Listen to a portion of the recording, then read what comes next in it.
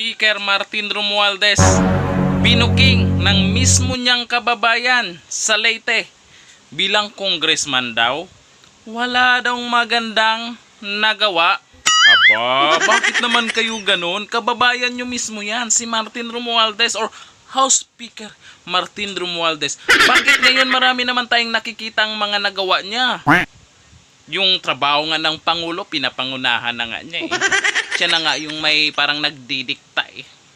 May nagagawa siya ngayon. Meron pa nga siyang mga paayuda. May mga budget na nga sila na paayuda. Bakit naman kayo ganun? Ito, panoorin po natin ang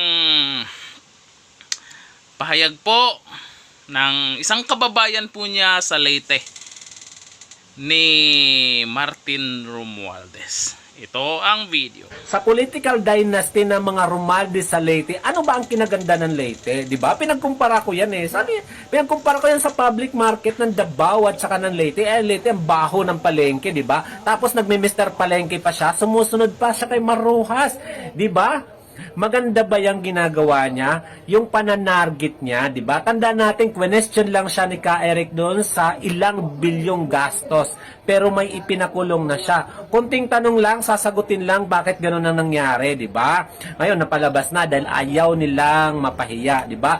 Bakit ayaw niya? Pinoprotektahan niya yung mga kongresista, di ba? Sa mga senador doon sa extraordinary fund.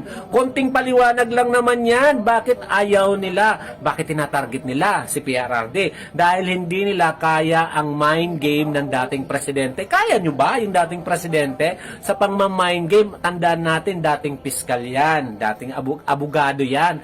Kaya nilalaro kayo, ngayon galit kayo. Ngayon, gagawan ko siya ng content, ano i-review ko sa kanya, sa pagiging Mr. Palengke niya, sa mga ginagawa niya ngayon. Di ba dati nang umupo yan sa posisyon ni PRRD ng 2019? Ano nga bang posisyon niya? Di ba naging House Majority Leader yan ng 2019 to 2022 during pandemic time? Bakit may nagawa ba siya bilang House Majority Leader sa pamumuno ni PRRD? Di ba wala? Bakit ganon? May tinatarget sila ngayon na malakas na politiko para sa 2028, di ba?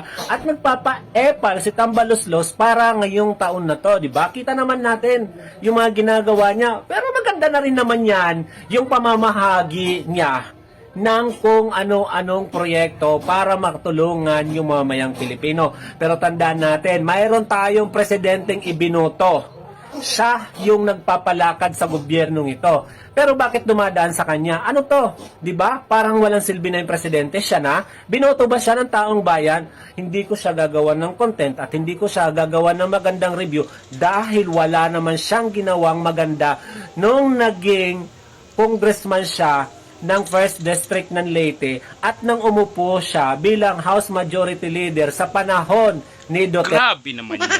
Wala talagang magandang nagawa.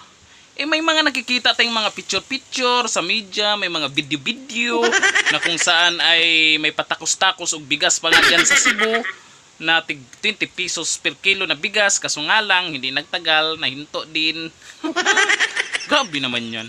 Baka naman meron, baka naman hindi niya pinaalam sa inyo na meron siyang mga magandang nagawa dyan.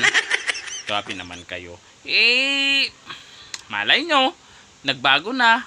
Ngayon ay baka mayroon siyang mga magandang nagagawa, hindi nyo lang napapansin, di ba? Kayo, anong masasabi nyo po? Dito po sa pahayag ng kanyang mismong kababayan sa Leyte. Nako po. Martin Romualdez, unahin muna natin yung Leyte. Kagaya ng mga Duterte, di ba? Pinaganda ang Davao. Then, merong ipagmayabang po ang mga Duterte supporters na may ginagawa po talaga ang mga Duterte. Ganun dapat. Di ba?